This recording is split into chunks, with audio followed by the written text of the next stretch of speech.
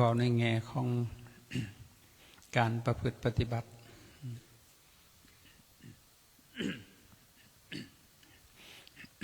ด้วยคำนำเป็นนั้นว่ากรรมฐาน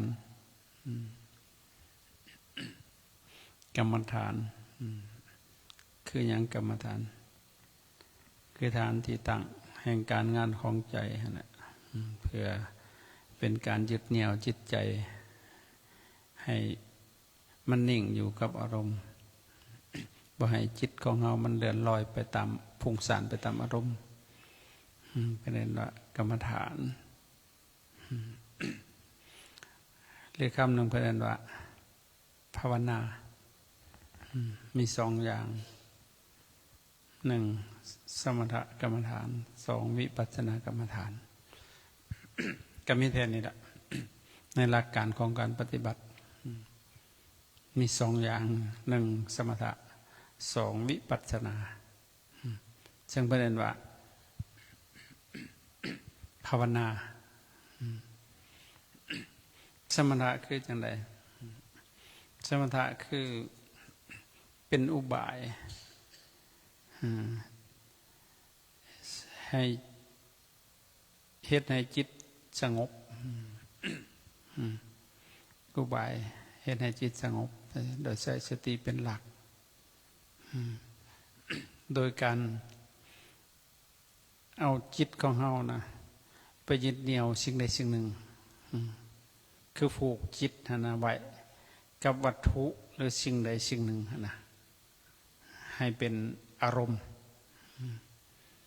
เพื่อสิให้จิตนั้นสงบระงับจากนิวรธรรม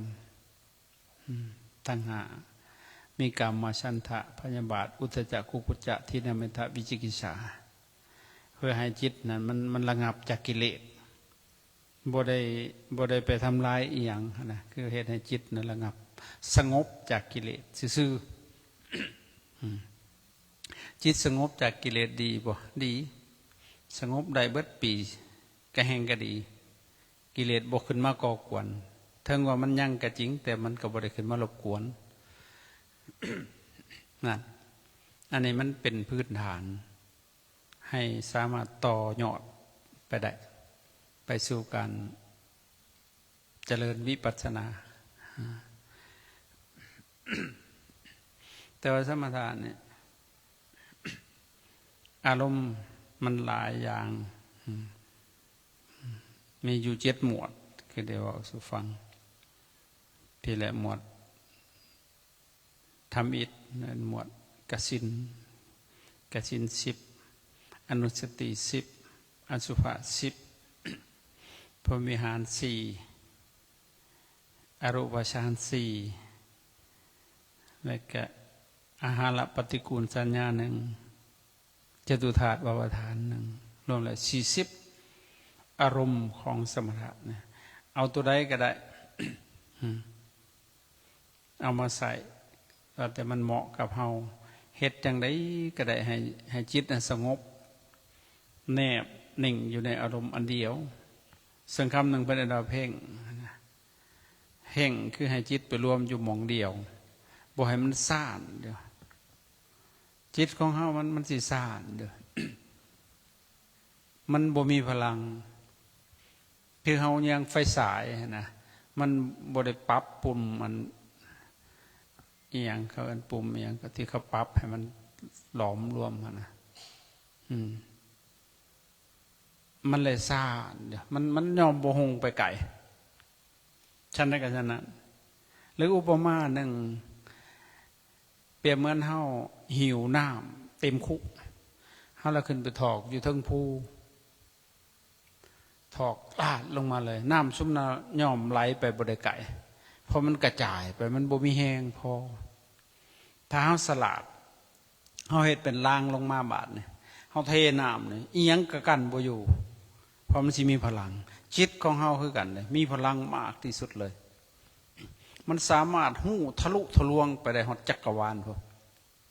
มันบ่ธรรมดาเด้จิตนี่นะมันมีพลังไวเหนือเสียง16 เท่าพุ่น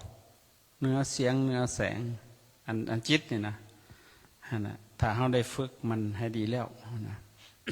ถ้านั้นฝึกดีแล้วเราเอามาต่อยอดได้ในการเจริญวิปัสสนาเพื่อสิสำแดกกิเลสไปสู่ความพ้นทุกข์ได้ว่าอะไรขึ้นก่อนธุระของพระสงฆ์ที่บวชมามีสองอย่างแค่นั้นโยมก็เข้าใจไว้อันอื่นเป็นเรื่องรองเพราะว่าเฮาสิเรื่องก่อสร้างเรื่องต่างๆเป็นสิ่งรองธุระที่แท้จริง มีแค่สองอย่างหนึ่งขันธธุระสองวิปัสสนาธุระขันธธุระก็คือวิชาการแต่สมัยมันค่อนข้างสิเป็นวิชาเกินไปเฮียนมาเถียงกันเอาเป็นเอาตายกิเลสมันมาเถียงตัวนะจบด็อกเตอร์มากิเลสกับด็อกเตอร์คือกันจบมหามากิเลสกับมันก็เป็นมหาคือกันเด้มันบริวารหนาจะเด้อใครแน่แต่ผู้ขาบริจบสิได้กิเลสก็เลยบ่ไปนหมู่มันบริเฮียนสิได้นี่แล้วมันหูแต่ตอนนี้หูจังได้ล่ะหูนี่แหละเฮ็ดจะได้ถูกสิตั้งอยู่บ่ได้ตัวพี่เป็นเรื่องสำคัญเพราะเฮาแล้วพากันลายกันเสียเหลือเกินกิเลสมันยุมหัวอยู่ตบขมับทับเล็กอยู่แม่ขาวก็บ่ได้เว้นมันมากอกซับหัวเพิ่นอยู่ มันจูงเพิ่นเลาะอยู่หั่นน่ะก็สำคัญตนละบาดมันเป็นอย่างนั้น จริงๆแล้วมันจบอยู่ที่เฮาบ่อยู่ที่คนอื่นมันหูเลยไปบ่แม่นว่าสลาดได้แล้วมันสินั่นเด้สมาธินี่นะเจ้าสลาดโพดก็บ่ได้มันเกินสมาธิมันว่าเรื่องความพอดีได้โง่มันก็ต้องดึงมาให้พอดีสลาดมันก็ต้องทดลงมาให้พอดีความพอดีนะเฮาทำยากเด้แม่นอยู่บ่โยมเฮ็ดให้มันพอดีมันยากมันเกินคือเฮาหาบนะมันนักขางนึงก็เป็นค้อนเนาะเห็นน่ะนักอีกขางนึงบ่ได้มันต้องเสมอกันเห็นน่ะนี่แหละคือความพอดีมันทำยากนะ นี่แหละคือเฮ็ดให้จิตมันสงบให้มันมีพลังภายในเฮ็ดให้จิตมันตั้งมันเป็นสมาธิถ้าจิตตั้งมันเป็นสมาธิแล้วมันสิหูเห็นทุกสิ่งอย่างตามที่มันเป็นแต่เฮามันบ่เห็นตามมันเป็นเด้เห็นตามเฮาอยากเข้าใจบ่เห็นบ่พวกเจ้านางสมาธิเป็นนั้นคือบ่สงบมันสิสงบบ่มันอยากสงบตราบใดมันยังอยากสงบอยู่จ้างมันก็บ่สงบคันมันสงบแล้วมันสิอยากสิบ่อยากสงบฉะนั้นก็ฉะนั้นคล้ายๆเฮาไปเดินไปไอ้จุดใดจุดหนึ่งตราบใดที่ยังบ่ทันฮอดมันก็อยากฮอดอยู่หั่นแหละอยากก็บ่ฮอดเพราะมันบ่ทันฮอดมันจังอยากแต่พอมันฮอดแล้วมันบ่อยากดอกมันฮอดแล้วฉันได้ก็ฉะนั้นเป็นยังมันจึงหิวมันบ่อิ่มเฮ้ยถ้ามันอิ่มมันสิหิวจะบอกเป็นยังมันจึงอยากละกิเลสพอกิเลสมันยั่งอยู่มันจึงอยากละคำนั้นเบิดแล้วมันบ่อยากดอกละฉันได้ก็ฉะนั้นเพราะนั้นไอการเจริญสมถะเฮ็ดให้จิตสงบมันวางจากกิเลสเบื้องต้นพอจิตมันเริ่มสงบแล้วมันสิหูเห็นทุกสิ่งอย่างตามที่เป็นจริงมันอยากอยู่เด้ถ้าเฮ็ดบ่ถูกเข้าใจบ่ถูกว่าจังได๋ไปมันก็เฮ็ดบ่ถูกฉะนั้นเพิ่นจึงมีอุบายผูกจิตเอาหยังแหละผูกมันบ่มีตัวมีตนเอาสตินั่นแหละผูกเข้าใจบ่ผูกใช้แหละผูกใช้ลมหายใจลมหายใจเนี่ยเป็นหลักเป็นฐานมันเห็นบอกเขาเจ้าลายมากใหม่อยู่ย้อนหยังหั่นเสื้อขาดสติหันบ่มีลักคนบาดลมหายใจกระทิมกรรมฐานก็เป็นบ้าสิกินหัวบาดลายมากใหม่อยู่ตัวเองจะฆ่าก็ยังบ่ไปร้องไห้ปักแก่ยังยันได้บาดตัวเองโกรธตัวเองโลภตัวเองลงมันบ่ฮู้เลยเพราะเสือกมันขาดลักมันคนจะผูกควายไว้ที่แหละเสือกขาดมันก็ไปเลยเนาะมันจิตไปทางนั้นก็เรื่องของมัน รักคนก็ไปคือกันอีกบาทเนี่ยถ้ารักบุคคลเสือบุขาดนะมึงดินต้องไปโลดจะนอนกับกล่องอ้อยเมื่อยหิวได้บาทเนี่ยหากินได้บาทนั่นแหละพะเยาผูกซะก่อนผูกให้มันอยู่จังฝึกบาทเนี่ยตอนผูกเนี่ยเป็นสมถะเข้าใจป่ะสังเกตบอกพวกเจ้ามานั่งนี่วุ่นพระก็วุ่นหัวหยุ่งหัวยองนั่งข้าวเดียวข้อตกเลยมันเริ่มเมื่อยแล้วบาทสังเกตของพระนั่งบ่ค่อยงาม เป็นหนังเสียขาดสติรุดลังเทียก็กึบเป็นสิบละลังเทียก็กึบขึ้นหลังแต่ก็ไปทั้งขางถ้าสังเกตที่ล่ะเป็นยังเวลานั่งมันหงายเงือบนั่นเนี่ยสติมันรุดตอนที่หายใจเข่าหายใจเข่าชีชุดกึบเลยบาดหายใจออกชีชุดมันสิด้วนไปทั้งหน้าถ้ามันอยู่ในกลางลมมันก็ชักไปทั้งขางสังเกตมันคักที่ล่ะอันนี้บ่ได้สังเกตเลยอยากเอาสบายอย่างเดียวเลยแบบบ่หูเรื่องเลยอาจารย์ก็นั่นผูกใช้ผูกใช้กับลมหายใจแต่ก่อนโบราณเพิ่นเขาเจ้าฝึกมาเขาเจ้าบ่หูเกี่ยวกับอานาปานสติปันใดเขาเจ้าก็โดยธรรมชาติสอนคือพวกฤาษีชีไพรธรรมศาสตร์มันสอนจากประสบการณ์เขาก็จะออกไปบวชอยู่ในป่าในเขาเนาะ หากินเผือกกินมันไปแต่บ่ขาบ่แกงบ่ขาถ้าชีวิตอยากกินย่ำแล้วก็มกมันกินแล้วได้กลางคืนพระฤาษีเฮ้ยบริชนยักษ์ชินยังแหละแต่ที่แน่ๆคือบ่ขาสัตว์ชีวิต อยู่กับธรรมชาติมันก็สงบมองเห็นแต่ต้นไม้ใบหญ้าขี้ดินขี้ดอนธรรมศาสตร์น้ำภูเขาเหล่ากาจิตใจมันแนบชิดกับสิ่งนั้นนะคล้ายๆผูกเลยแหละ ว่านี้ขึ้นอีกอะหนาวก็ดังไฟพิงเลี้ยวบังไฟเลี้ยวไปเลี้ยวมาบัดมันติดแหละบัดนั่นแหละเพื่อนเอิญเพ่ง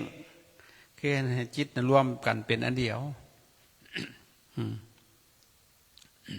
พอติดแล้วบัดเนี่ยผู้เพ่งกับผู้ถือเพ่งมันรวมกันเป็นหนึ่งบาทเนี่ยนะมันก็ดับพึบเข้าไปตื่นอยู่ข้างในพุ่นนะโอ้พระฤาษีก็ตื่นเลยทำโมหิอิสินังคาโตโอ้อันนี้แหละคือธงชัยของการเพ่งสุดยอดเลยบานจิตมันสงบดื่มด่ำมันเลยสลาดขึ้นบานโอ้การทำสมาธินี่มันบ่อยากตัวดังไฟขึ้นกับเพ่งไฟชื่อก็ได้บานมันก็เลยกลายเป็นกสิณครับแต่ว่าเนี่ยมันบ่แม่นแต่ไฟตัวนี่เพ่งอันอื่นก็เป็นบาทนี่มันก็เลยขยายขึ้นมาเด้จากเตโซคือไฟวาโยคือลมแล้วก็อาโปคือน้ำปฐวิงคือดินบาทนี่ต่อมาก็มีนี่ละกสินปิตะกสินโลหิตะกสินโอทาตะกสินปริจจสินน่ะมันก็ไล่แล้วเพ่งชี้เหลืองชี้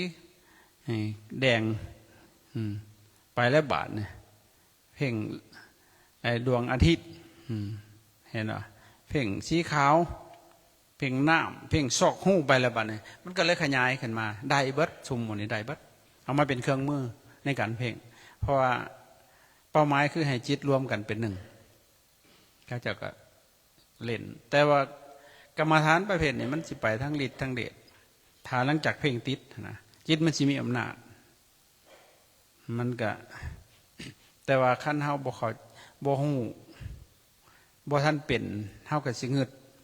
อัศจรรย์นะแต่พอเฮ็ดเป็นแล้วมันบ่ได้มีอีหยังนะมันบ่ได้มีหยังนะคือกันกับเฮาเป็นอีกหน่อยแหละเฮาไปเล่นตุ๊กตาเล่นยังก็อินกับสิ่งนั่นแหละแต่พอเฮาเข้าใจสิ่งพวกนั้นมันก็เรื่องไร้สาระนะมันเป็นเรื่องเพิ่มกิเลสอีกต่างหากครับกับอันนี้มันเป็นไปได้ครับเห็นให้จิตสงบได้แต่ว่าบ่ได้เกี่ยวกับการประหารกิเลสเลยเพิ่มกิเลสให้อ้วนตึมอีกบาทกิเลสแห้งใหญ่ขึ้นอัตตาตัวตนก็ยิ่งใหญ่ขึ้นครับแต่การเห็นให้จิตสงบได้วางจากกิเลสชั่วคราวสามารถเห็นให้นิวรธรรมระงับไปได้ จามาฉันทะความคุณคิดไปในทางการมันระงับชั่วคราวพยาบาทความพยาบาทจึงเป็นที่น่าเมตตาโตกั้นกลางบ่ให้จิตสงบมันก็ระงับไปอุตจักความพุ่งสานของอารมณ์ของจิตก็ระงับไปที่น่าเมตตาความง่วงเงาหอนอนบ่ง่วงได้คำหอนนี่ซึนมกหลอกเลยนะวิชิกิจฉาความสงสัยระงับลงมันด้วยอำนาจของสมาธิอันนี้คือกสินแต่ว่าหลังจากเพ่งติดแล้วเล่นได้กับมันจริงๆมันเป็นยุห้าหกบริสังเกตเลี้ยวบังก็ได้เลี้ยวบังหลอดไฟเนี่ยเลี้ยวบังจึงแต่ว่ามันสิแผ่แสงตาเขาเจ้าสิบใส่ดอกไฟนี่ดอกเขาเจ้าสิไต่เทียนเอาผ้าอันแดงผ้ายังไปห่อหุ่งบ่อยแสงมันจ้ามันสิแผ่แสงตาในระยะที่พอประมาณจากเม็ด3 เม็ดคำที่มันบ่สะท้อนตาเกินไปบางมองมือตาบังกระขักเลยไปโซเตนึกโดนรับตาไว้รับตาแสงตัวนี้ยังบ่หายแสดงว่าเพ่งติดแล้วเพ่งติดแล้วบานรับตาเบิ้งก็ได้บานเบิ้งโดนน้อมเข้ามาบานน้อมเข้ามามันสิไหลเข้ามาเลยไหลเข้ามาคือซูมในโทรศัพท์ไหลเข้ามาใกล้ๆพักมันออกไปอีกบานสังเกตการเบิ้งแต่ว่านิ่งได้จะเห็นได้จิตต้องนิ่งในภาวะที่พอสมควรเล่นกับมันบานเล่นไปเล่นมาบานพักไปไกลๆดึงเข้ามาน้อมจิตไปมาหลงบานจิตมันหลงเลยบานมันแลนเข้าไปเป็นอันเดียวแล้วพับเลยบานผู้เพ่งก็ผู้ตึกเพ่งร่วมกันเป็นอันเดียวเพราะนั้นเอกคตารมณ์นั่นแหละบานเล่นกับมันอันนี้มันเป็นเครื่องเล่นการสามารถให้จิตมีอำนาจมีวสีมีพลังอะไรเด้ออันนี้บ่สนับสนุนดอกแต่มันเป็นได้บอกสู่ฟังขบวนการของสมถะแต่ว่าขั้นผู้ได้เป็นจังซี่ก็บ่อยากสนเรื่องอื่นแหละอยากอยู่ผู้เดียวอยากเล่นนั่นมันเป็นไปได้เพ่งให้ไฟมันดับก็ได้ให้มันเปิดก็ได้อย่าว่าแต่ไฟเลยหอดประตูมันก็สามารถทำได้หาเขามีวาสีมีอำนาจเหนือสิ่งประเทศได้มันเป็นเรื่องแปลกเก่งเข้าไปก็หันอีกเฮ็ดให้เป็นตัวน้อยๆก็ได้เฮ็ดให้เป็นตัวใหญ่ๆก็ได้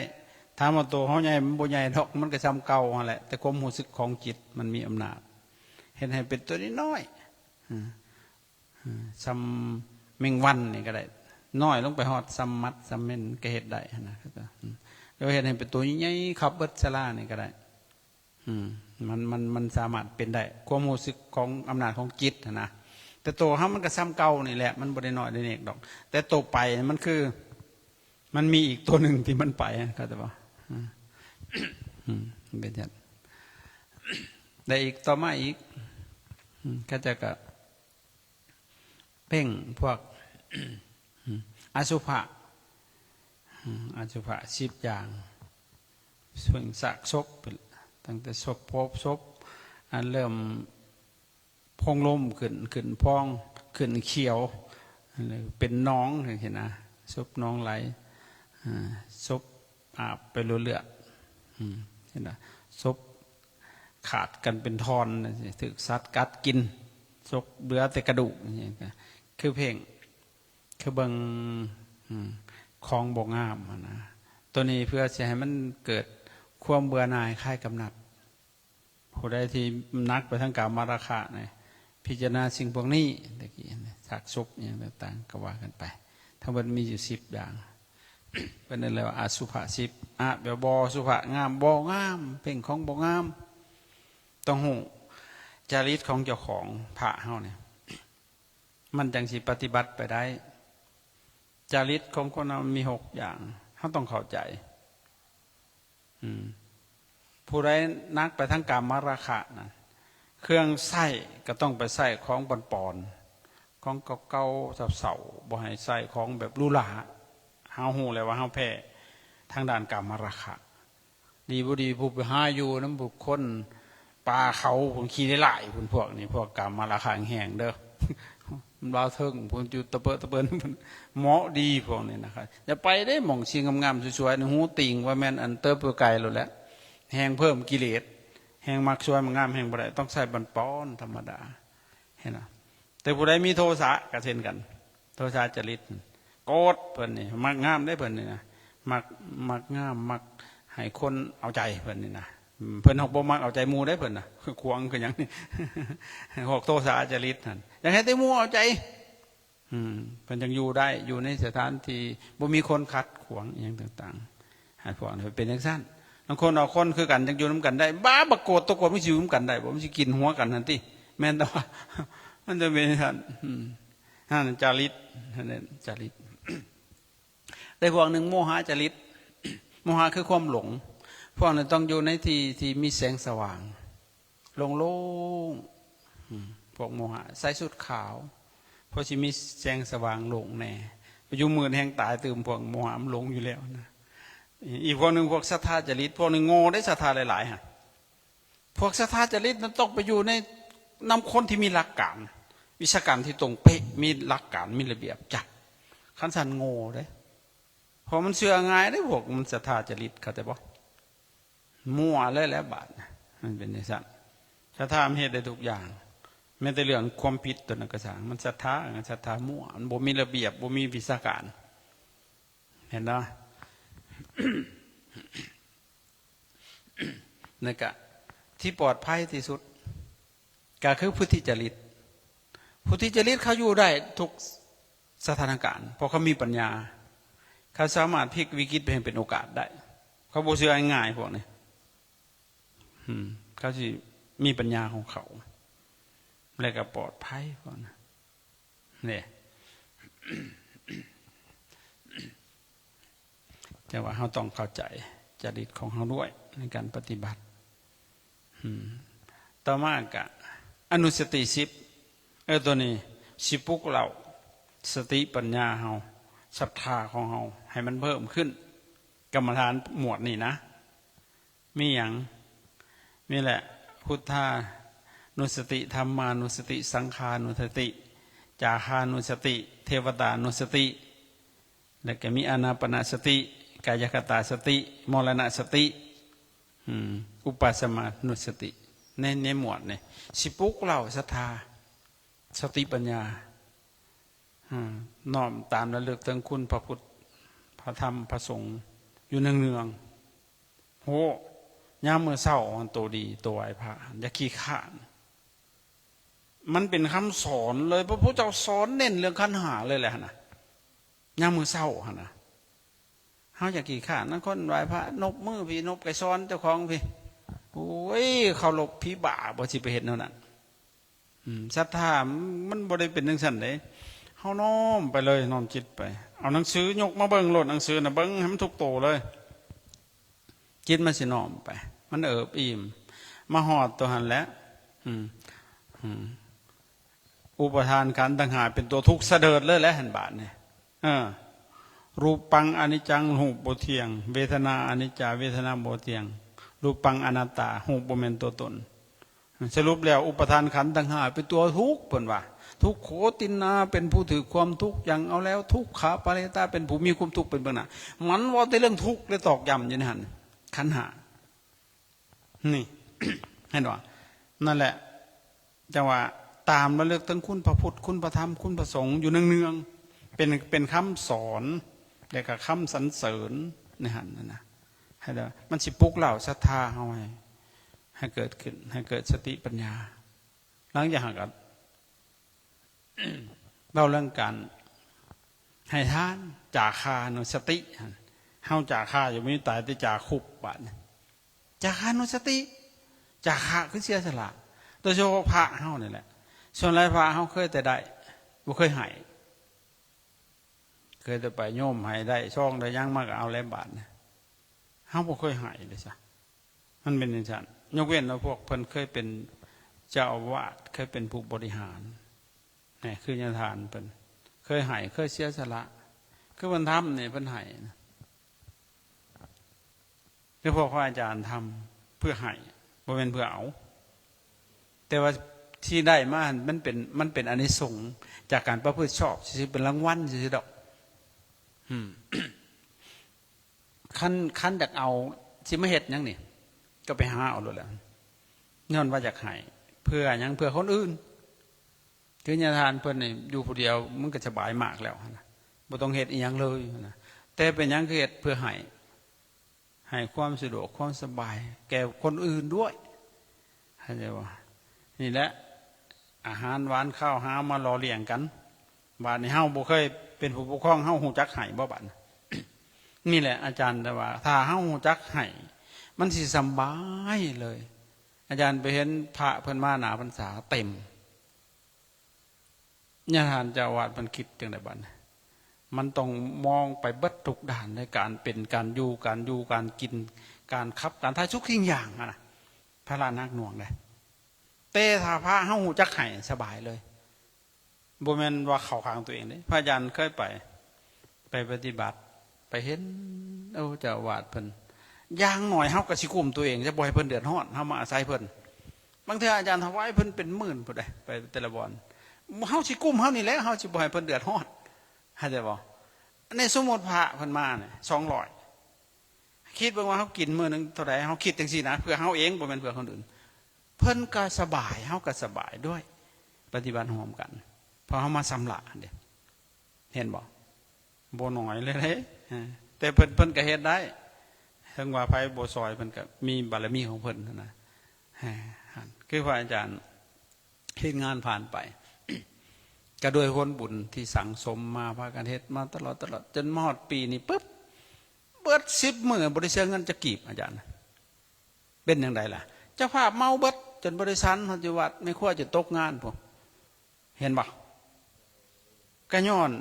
เฮาพัฒนาบ่ได้อยู่เก่าได้อาจารย์ที่พัฒนาทุกปีนี้มันบกพร่องหยังบกพร่องแม่ครัวขอจัดการแม่ครัวหรอกแม่ครัวอย่าให้มันหลายเด้อแม่ครัวน่ะปู๊ดไปบางบ้านผมมาปฏิบัติ30แม่ครัว70พุ่นผัวแม่ครัวลูกแม่ครัวบัดมึงเอาบัดไปเบิดอยู่หั่นแหละอาจารย์เอา10คนพอเอาผู้เดียวเป็นผู้สั่งการอยู่หั่นมันหลายนายมันบ่ดีดอกจบง่ายๆเลยเขามาพุ่นไล่เขาไปปฏิบัติพุ่นพอแล้วเอาชำนาญกับพอแล้วมันบริเหตุอย่างเราไม่ใช่เหยียบตีนกันซื่อๆดีบุรีเมียขั้วตาเคี้ยวเสียกันบันมันเป็นอย่างนั้นนี่คืออาจารย์ปรับตลอดปรับทุกอย่างโมเมนต์เรื่องปฏิบัตินี่ครับแต่บอกให้มันลงโตเพื่อนนะปฏิรูปเพื่อให้มันเหมาะสมมันจึงดีขึ้นได้บ่เอาใจคนได้อาจารย์เอาความเป็นธรรมให้มันดีขึ้นพัฒนาขึ้นบานทั้งพระบริเรื่องจัดการพระบาทปรับใหม่พาตื่นที่ช่วยเรียกขม่าบาทนั้นเป็นแต่ได้มันคือบ่อยากตื่นอาจารย์กำบ่ตื่นฟาดหัวอาจารย์กำบาทเนี่ยบอกให้ได้ไปน้ำอาจารย์นะเป็นอย่างไรเฮาอยากให้ดีนั่นนะครับเฮาเองเฮาก็มานั่งปุ๊กนั่งปกอยู่ตลอดกินเขาเท่าเดียวคือกันนะครับแต่บอกเนี่ยขั้นสั้นบ่อยากฝึกสิมาเห็นยังนะบ่เอาได้อันไปนำกันมาบอกผัดบ่ได้แล้วนิมนต์กราบโลดพระอาจารย์โทรศัพท์ก็ยืดไว้เบิดบ่ต้องใช้มันอย่างนั้นโทรศัพท์นั่นแหละนะ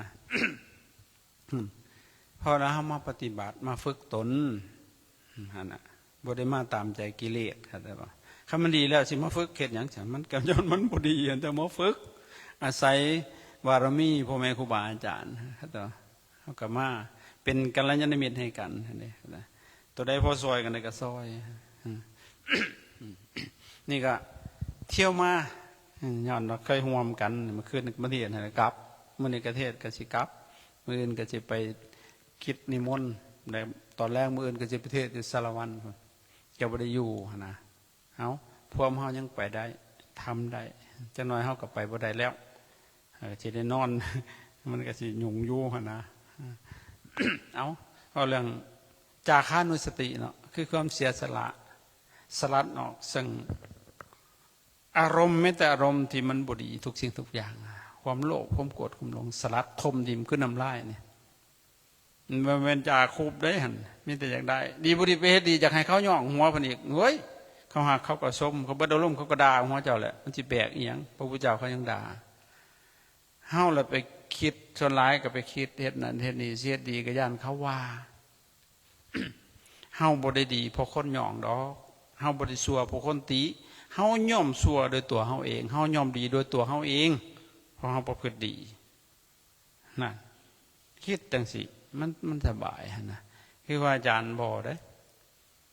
เขาจะก็เอากระสร้างเขาแล้วเขาบ่โกรธเขาดอกเรื่องของเขามีปากเดี๋ยวแต่เขาสิมองเขาคิดได้ซ้ำได้เขาก็ว่าได้ซ้ำนั้นท่านแหละบ่สนขอบใจซ้ำนั่นคำมาติขอบใจเพราะอย่างสิได้เบิ่งพอเฮาบ่เห็นบางสิ่งเฮาบ่เห็นจุดบกพร่องของเฮาแต่คนอื่นเขาอาจสิเห็นถ้าเขาว่าบ่แม่นก็ปล่อยผ่านไปเลยถ้าว่าแม่นเฮาต้องเปลี่ยนในสิ่งที่เฮาทำมันจังสิได้ดีอย่าชัวแบบน้ำเต็มแก้วเขาจะบอกเขาต้องพร้อมสิพัฒนาอยู่ตลอดอันนี้กิเลสมันบ่ให้โอกาสเฮาดอกแต่ว่าเนี่ยครับไปฝึกการให้ทานก็เอาพ้นทานมันเป็นบริวารแวดล้อมจิตของเฮามันก็จะเห็นแต่สิ่งที่ดีๆนะครับคนนี่ก็อาจารย์ทั้งเกตเบิ่งส่วนหลายไปหามองเอาแต่สิ่งที่บ่ดีตามันตั้งบ่เป็นตะเรื่องอีหลีพวกนี้ในกลุ่มปฏิบัติธรรมนี่นะแนวบ่ดีน้อยนึงก็เห็นแล้วอันแนวดีๆบ่ก็หลายพอบ่เห็นตามันคือทั่วตายมันแท้นี่คือญาทานแก้วดอนจุดดีบ่ได้หน่อยเด้นี่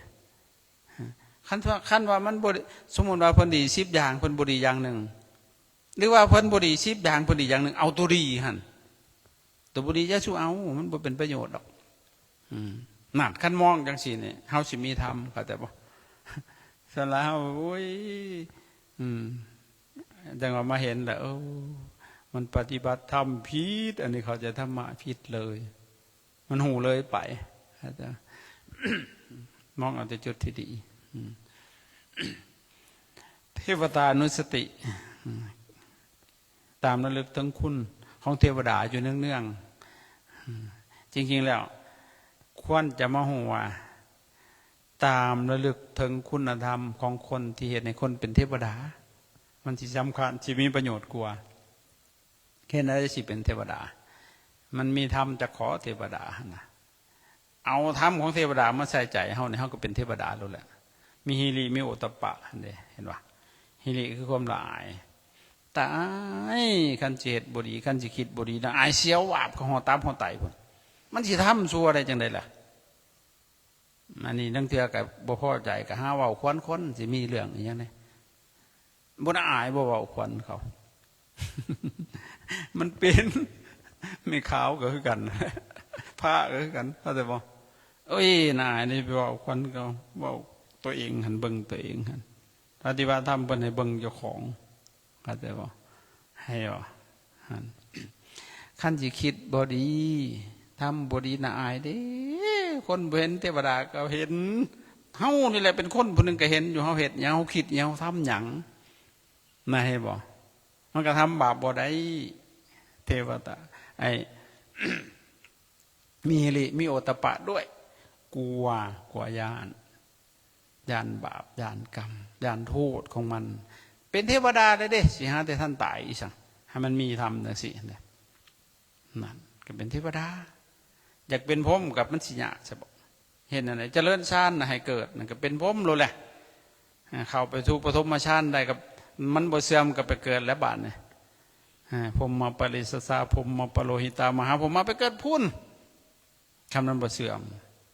อยากไปสู่มรรคผลนิพพานก็ต้องละสังโยชน์และบาป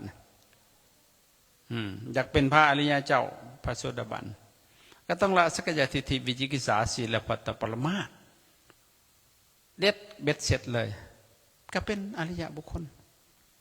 แต่มันสำคัญว่ามันสิละจังใดละบาทนั่นบ่มันสิละได้ด้วยการเว้าได้ด้วยการปฏิบัติเอาคิดเข้าไปวัดเลยสิ่งพวกนั้นบ่มันสิด้วยการเว้าไร้ลิตมันละบ่ได้แห่งเพิ่มซ้ำอันนั้นน่ะเห็นเด้ อยากเป็นพระสกิทาก็ทำลายชุมนี่ให้มันอ่อนลงสักยะทิฏฐิวิจิกิจฉาจบมาใส่ศีลปัตตรมาสมาใส่กามอันปฏิฆากามมาราคะให้เบาบางก็เป็นสกิทาคามีได้ท ถ้าอยากเขาถึงอนาคามีก็ต้องละสังโยชน์เบื้องต่ำไม่ขาดโอลัมภคิยะสังโยชน์จบเหลือแต่เบื้องสูงหาอย่างถ้าอยากเป็นพระอรหันต์ละให้มันเบิดสังโยชน์ทั้ง10มันเป็นพระอรหันต์ให้ได้เราเรื่องการละบ่แม่นว่าเรื่องการเอาเขามาได้ต่อมาอีกโอ้ว่าไปร้ายก็แห่งร้ายเนาะอารมณ์ของมันอันนี้ว่าอารมณ์ของสมถะผูกวิธีผูกจิตว่าสิเป็นอานาปานสติคือเบิ่งลมหายใจเข้าออกแล้วก็มรณสติก็ตามระลึกถึงความตายเนี่ยคิดใช่มันว่าหายใจเข้ามันบอกก็ตายหายใจออกบ่เข้าก็ตายนั่งอยู่ก็ตายกินอยู่ก็ตายบ่ไข่ก็ตายคิดแต่เรื่องความตายเนี่ยครับมันใหญ่ขึ้นพุทธบันเยามันสิอยากได้หยังเลยบาดเห็นไหมอันนี้ตามระลึกถึงความมรณสติอยู่เนืองๆแต่ให้เขาเฮ็ดจนมันติดผู้ใด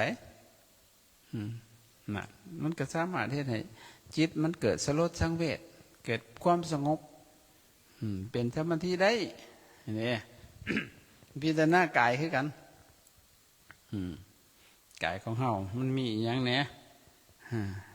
นี่ก็เพียงเป็นธรรมชาติเฉยๆมันก็บ่แม่นบุคคลตัวตนอีหยังนะก็ตามระลึกถึงความสงบเพิ่นเอิ้นอุปัสสมาตามระลึกถึงพระนิพพานคือความสงบนั่นแหละอันนี้ก็สงบนี่ก็สงบนี่ก็สงบดิ่งๆเข้าไปอันนี้กรรมฐานหมวดใน10ปลุกเราศรัทธาและก็ก่อให้เกิดสติปัญญาเกิดสติแต่ก็มีอีกหมวดพรหมวิหาร4คือเมตตากรุณามุทิตาอุเบกขาเมตตากรุณามุทิตารักษาคนอุเบกขารักษาธรรมส่วนหลายเฮาใส่พรหมวิหารบุครบ4เฮาก็ยังทุกข์อยู่เมตตาคือความรักอยากให้คนปรารถนาให้เขามีความสุขกรุณาคือความสงสารอยากให้เขาพ้นทุกข์มุทิตาดีใจถ้าเขาได้ดีถ้าเขาบ่ดีได้บาปทุกข์เพราะเขาขาดอุเบกขาเราต้องวางอุเบกขาเขาเป็นวิบากกรรมเขาเนาะมันก็เรื่องของเขาจบมันก็บ่ทุกข์ธรรมะก็บ่หายไปจากใจเฮาที่นี่ต่อมาอีกหมวดนึงก็หมวดฌานรูปฌานฌานที่บ่มีรูปว่าฌานที่อรูปฌานนี่แหละอากาสานัญจายตนะวิญญาณัญจายตนะอกิจจัญญายตนะเนวสัญญาณสัญญาณอันนี้ก็เป็นกรรมฐานอีกหมวดหนึ่งหมวดที่บ่มีรูปคือเอาสิ่งที่บ่มีรูปอรูปมาเป็นอารมณ์ของฌานอีกหมวดหนึ่งก็ว่าเรื่องอาหารปฏิกูลทัญญาว่าเรื่องอาหารที่เขากินเข้าไปเป็นของปฏิกูลโสโครกแต่ก็ว่าจตุธาตุบาปทาน